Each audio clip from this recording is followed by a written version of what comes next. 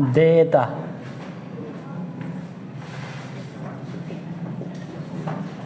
Liability या देनदारी। ठीक है, तो कोई बताएगा इसकी परिभाषा? पहले बता चुके हैं।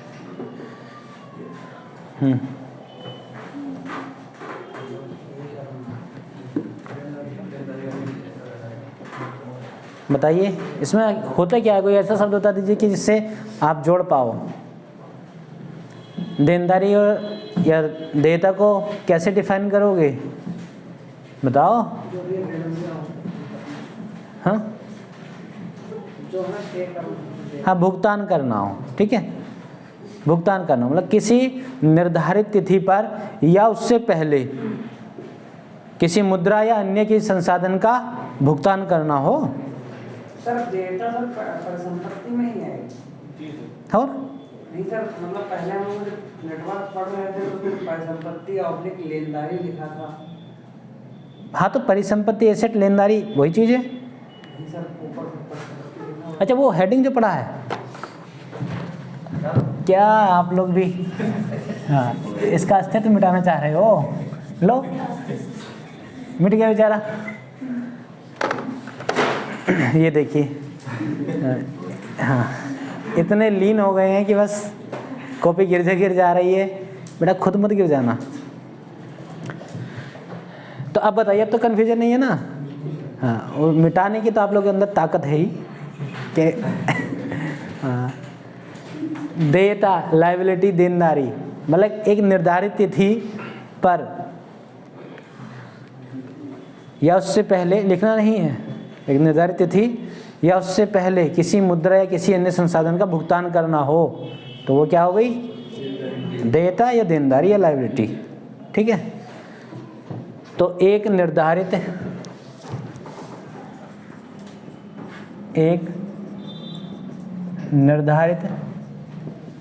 तिथि पर या उससे पहले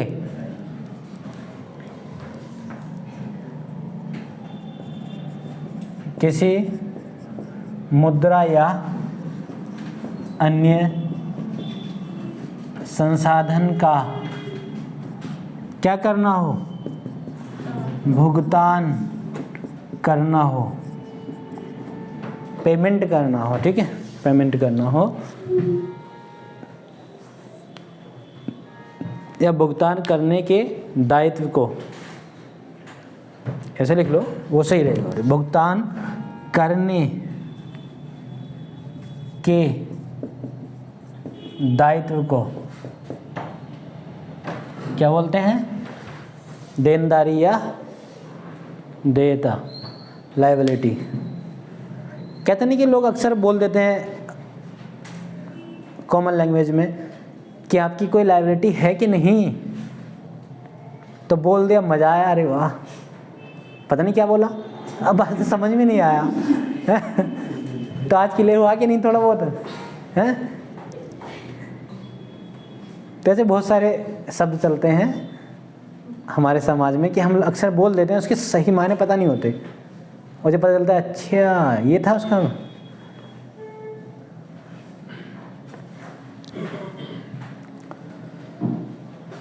तो इसमें लिख लो पहले, अब इसका खुलासा कर लेते हैं। ठीक है, हाँ, खुलासा।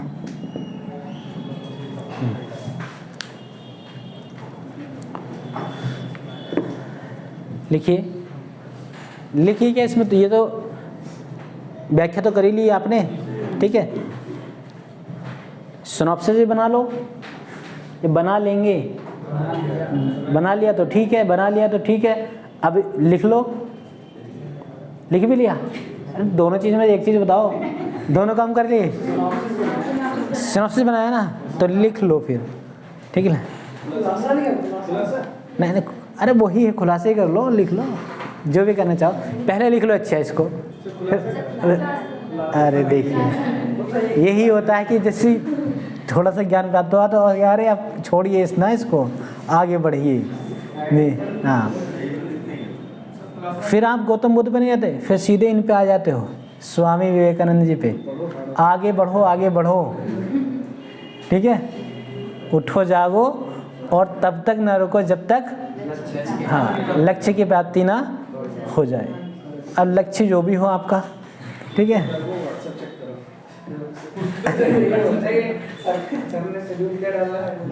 लिखिए लिखिए, खुलासा कर लीजिए। चलो इसका, एक बैंक के लिए हाँ, देयता विकसित करना प्राथमिक कारोबारी कार्य है। मतलब बैंक इसको किस तरह से मैनेज करता है उसकी बात कर लेंगे। बैंक का जो वर्किंग सिस्टम है उस वर्किंग सिस्टम की बात कर लेंगे। तो बैंक की कार्य पद्धति के नाम से ही आप इसको चाहे लिखना चाहते हो वो लिख लो। खुलासा में ही बैंक की कार्य पद्धति, ये ज़रूरी नहीं है पर बता रहा हूँ ताकि आसान हो जाए आप लोगों को समझना भी। तो बैंक का जो प्राथमिक कारोबारी कार्य है उसकी बात कर लेंगे कि एक बैंक के लिए देयता विकसित करना,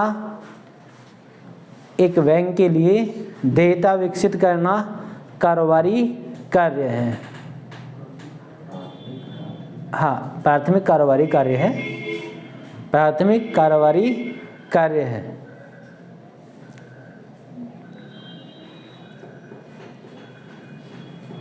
देयता विकसित करने के साथ साथ, देयता विकसित करने के साथ साथ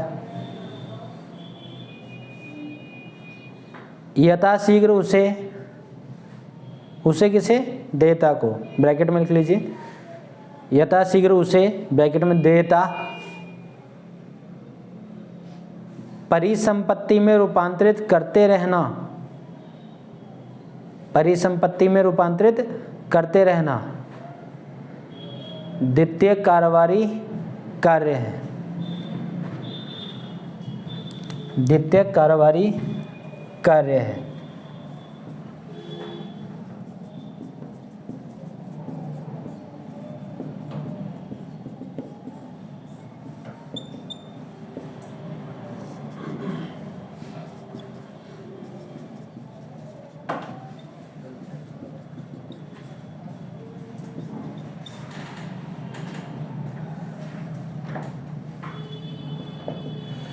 प्राथमिक कारोबारी कार्य बैंकों का क्या होता है, देयता विकसित करना, ये तो होता देयता विकसित करना।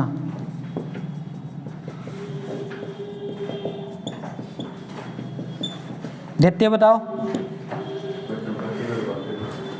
साधारण शब्दों में समझ ले कि देयता को परिसंपत्ति में रूपांतरित करना, यही तो हुआ।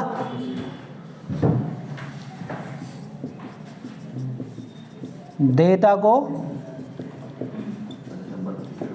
परिसंपत्ति में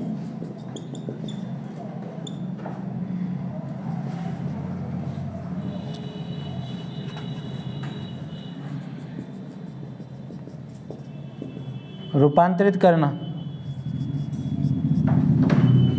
वही देयता क्या, एक बैंक के लिए देयता क्या होगी कि बैंक को कोई लोन दे रहा हो, बैंक में कोई निवेश कर रहा हो, तो ये तो देयता हो ना बैंक की, भाई यही तो हुई। अब बैंक उस अपनी देयता को किसी और व्यक्ति को दे रहा है, मतलब आप बैंक से लोन लोगे तो उसने आपको अपनी देयता दे दी, तो उसकी क्या हो गई, वो देयता क्या हो गई उसकी, बताओ ना, वो ब्याज लगा कि नहीं, उसकी क्या हो गई, लेनदारी हो गई ना, उसकी परिसंपत्ति हो गई वो, ठीक है। तो बैंक किस तरह से अपनी देयता का रूपांतरण करता है परिसंपत्ति में, ये क्या हो गया उसका द्वितीय कारोबारी कार्य। आप सबसे पहले बैंक क्या करेगी, सबसे पहले बैंक के पास पैसा होगा तब ना देगी, ठीक है। तो सबसे पहले इन्वेस्टर ढूंढती है, इन्वेस्टर ढूंढेगी। हो सकता है कोई किसी निजी बैंक होते हैं कि पूरा मालिक ही जो है एक व्यक्ति हो अपने बैंक का, ऐसे होते कि नहीं। अब वो क्या करेगा, बैंक अपना सेकेंडरी कमर्शियल वर्क करेगा, उसमें क्या करेगा वो कि जो देयता जो बैंकों ने किसी से लिया था, चुकाना था, अब वो उसको किसी और को दे देगा। किसी और का मतलब क्या है, कस्टमर्स में दे देगा, लोन दे देगा। तो उससे क्या हासिल होगा, पैसा हासिल होगा, परिसंपत्ति बढ़ेगी, मतलब लेनदारी बढ़ेगी। तो देयता को परिसंपत्ति में रूपांतरित करना। समझ में आया इन सब चीज़ों का। अब बात कर लेंगे, आगे लिखिए, पैरा चेंज कर लीजिए। इस प्रक्रिया में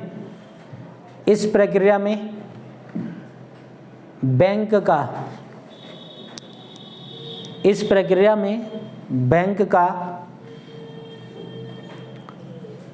मध्यमकालिक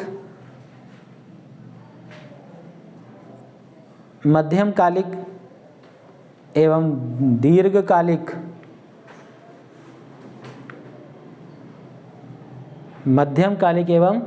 दीर्घकालिक उद्देश्य यह होता है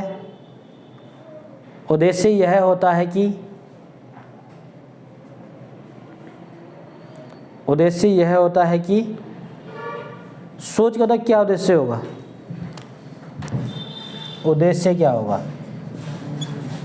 क्या बढ़ेगा, क्या घटाना चाहेगा, यही तो। देयता को बढ़ाना, देयता को बढ़ाना। किसको, देयता को। जब देयता बढ़ेगी तभी तो लेनदारी बढ़ेगी। कैसे मतलब, तो देयता को बढ़ाएंगे, लेनदारी को बढ़ा देंगे ना, जिससे ब्याज तो मिल रहा है, ठीक है, उससे ब्याज तो मिल रहा है जी। तो लिखिए, उद्देश्य यह होता है कि परिसंपत्ति का मूल्य देयता की तुलना में अधिक हो जाए।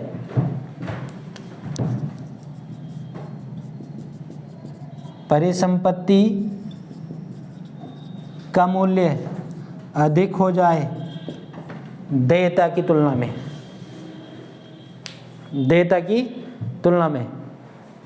अब बार बार थोड़ी ना लेता रहेगा, निवेश बार बार थोड़ी ना कराता रहेगा।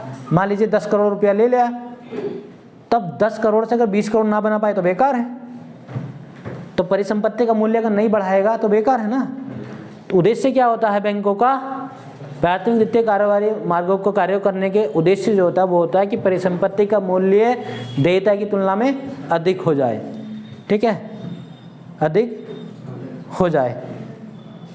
और जब परिसंपत्ति का मूल्य अधिक हो जाएगा तो कैसी बैलेंस शीट हो जाएगी, गुलाबी, ठीक है, गुलाबी, हाँ, और लिख लीजिए, और तुलन पत्र गुलाबी होता जाए। और क्या है, तुलन पत्र गुलाबी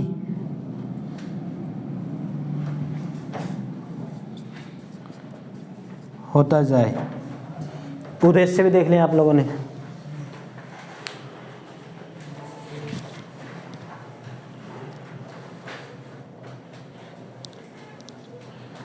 तो ऐसे में करना क्या चाहिए, उदाहरण की अगर बात करें तो जो लायबिलिटी है,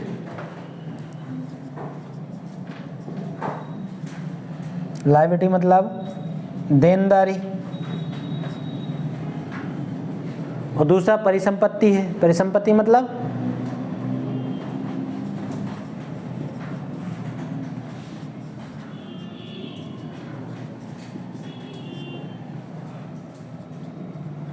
लेनदारी। तो लायबिलिटी को हमें जो है कम करना चाहिए या बढ़ाना चाहिए, बताइए। लायबिलिटी को कम करना चाहिए, बढ़ाना चाहिए, कम करना चाहिए ना। देनदारी आपकी कम होनी चाहिए। और एसेट परिसंपत्ति लेनदारी बताइए बढ़ानी चाहिए। व्यावहारिक उदाहरण से आप ये समझ लीजिए कि आपकी आकांक्षाएं ज़्यादा होनी चाहिए, कम। कितने लोग बता रहे कम, तो कितने लोग बता रहे ज़्यादा। बस तभी तो मार खाते हो।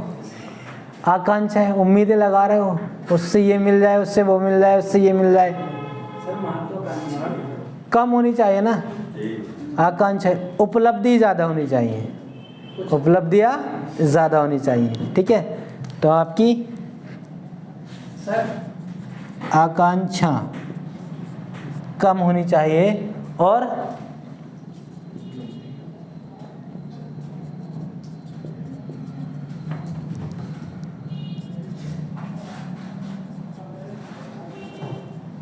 उपलब्धियाँ ज़्यादा होनी चाहिए। हाँ बताओ भाई, होनी चाहिए भी लिख दें क्या? तो लो, होनी चाहिए, आप क्या परेशान हो रहे हैं, लिख दिया। हाँ हाँ बोलो, क्या बोल रहे थे बेटा? वो बोले तो बड़ी जोर से थे, मैं डर गया था।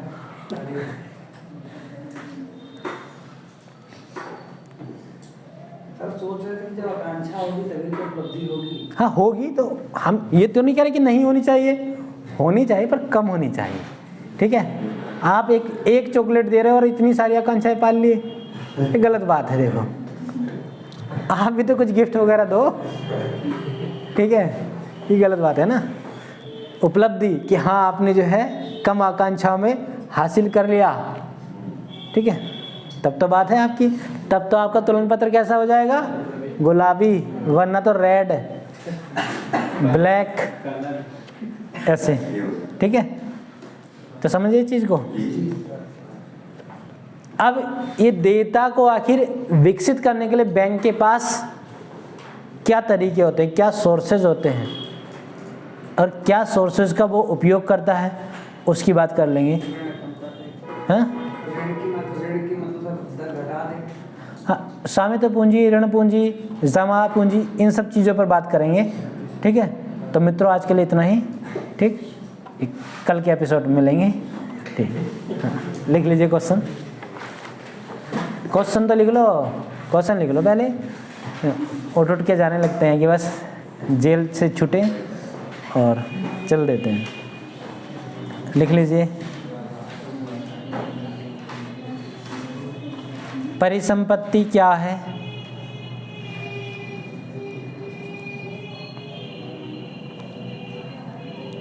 परिसंपत्ति क्या है? परिसंपत्ति के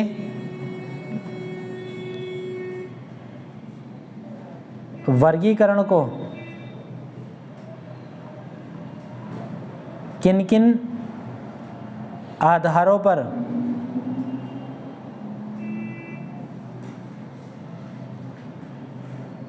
रेखांकित किया जाता है?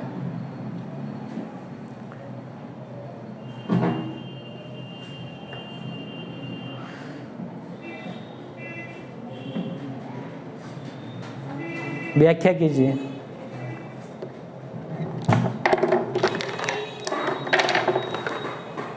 तो कर लेंगे ना, आसान सा है क्वेश्चन, कोई दिक्कत तो नहीं है।